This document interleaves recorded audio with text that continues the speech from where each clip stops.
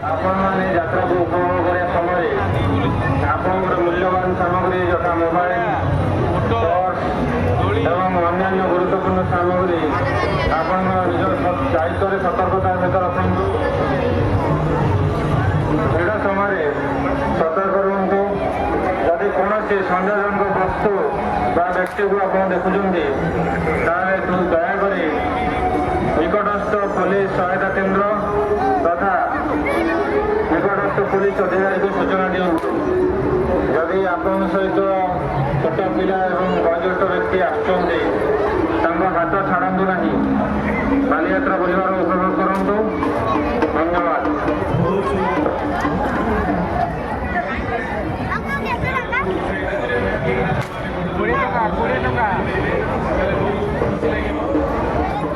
90s ଜିନିଷ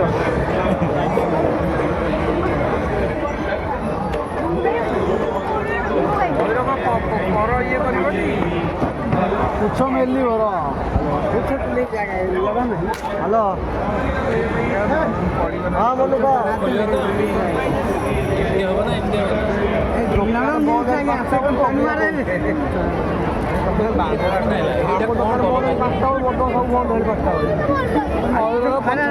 କିନ୍ତୁ ସେ ନଇ ଯାଉଛି ହ୍ୟାଲୋ ଗୋଟିଏ ଦିଅ ନାଇଁ ନାଇଁ ହବ